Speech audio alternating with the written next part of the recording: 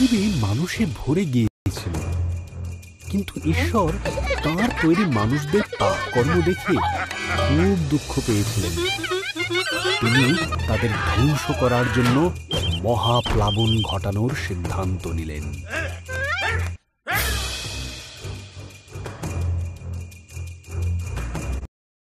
সেই সময়ে নোহ নামে এক লোক ছিলেন, যিনি বাকি লোকেদের মতো ছিলেন না। নোহ ঈশ্বরকে ভালোবাসতেন এবং তাঁর বাধ্য ছিলেন।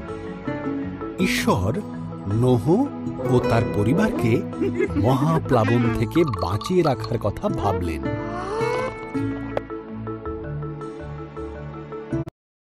ঈশ্বর নোহকে মহাপ্লাবন থেকে সাবধান করলেন। তিনি নোহকে একটি বিশাল বড় জাহাজ তৈরি করতে বললেন, যার নিচু ছাদ থাকবে, 3টি তলা, 1টি জানালা ও 1টি দরজা থাকবে। নোহ ঈশ্বরের কথা মতন জাহাজটি তৈরি করলেন।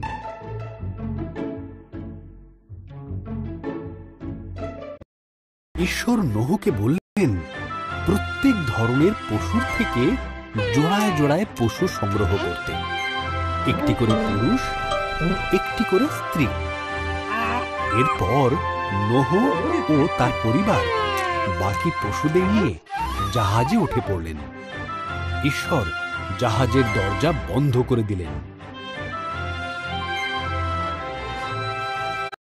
40 দিন 40 রাত ধরে অবিরাম বৃষ্টি হয়েছিল।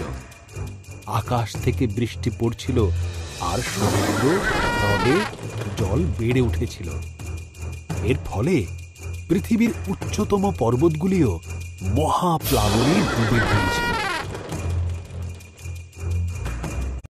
এই অবস্থায় নোহ আর তার পরিবার ও অন্যান্য পশুরা জাহাজে নিরাপদে ছিল এবং তাদের জাহাজ মহাপ্লাবনে ভাসছিল।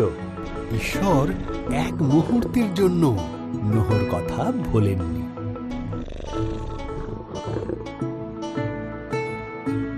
ঈশ্বর বাতাস পাঠালেন, জলের স্তর নেমে গেল, জাহাজটি আরারত পর্বতে থেমে গেল।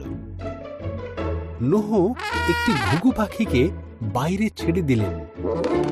যখন পাখিটি আর ফিরল না, তখন তিনি বুঝতে পারলেন পাখিটি এখন নিরাপদে আছে।